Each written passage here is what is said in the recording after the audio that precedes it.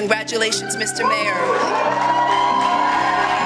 যুক্তরাষ্ট্রের ইতিহাসে নতুন এক অধ্যায় যুক্ত হল 2026 সালের শুরুতেই।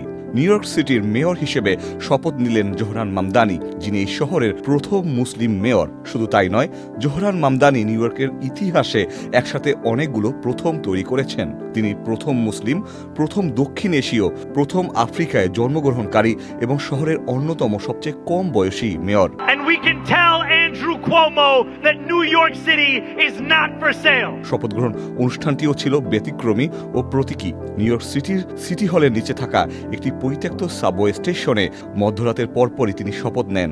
আর এই শপথ তিনি নেন পবিত্র কোরআন শরীফ হাতে রেখে, যা নিউ ইয়র্ক সিটির ইতিহাসে এই প্রথম।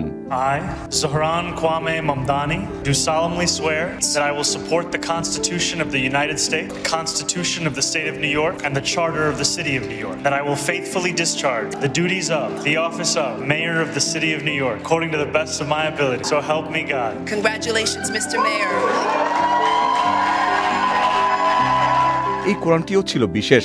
এর একটি ছিল তার দাদার ব্যক্তিগত কোরআন, আরেকটি প্রায় 200 বছরের পুরনো ঐতিহাসিক কোরআন, যা সংরক্ষিত আছে নিউ ইয়র্ক পাবলিক লাইব্রেরিতে। শপথ গ্রহণের পর জোহরান মামদানি বলেন, নিউ ইয়র্ক এমন একটি শহর যেখানে ধর্ম, ভাষা কিংবা পরিচয়ের ভিন্নতা কখনোই নেতৃত্বের পথে বাধা হওয়া উচিত নয়।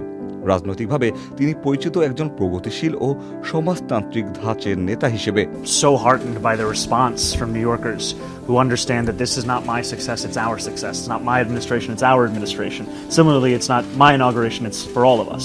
নির্বাচনী প্রচারণায় তার মূল প্রতিশ্রুতি ছিল বাসস্থান সংকট সমাধান, জীবনযাত্রার ব্যয় কমানো এবং সাধারণ মানুষের জন্য শহরকে আরও বসবাসযোগ্য করে তোলা। বিশ্লেষকদের মতে এই শপথ শুধু একজন মেয়রের দায়িত্ব গ্রহণ নয়, বরং এটি যুক্তরাষ্ট্রের মুসলিমদের রাজনৈতিক প্রতিনিধিত্বের ক্ষেত্রে একটি গুরুত্বপূর্ণ বার্তা।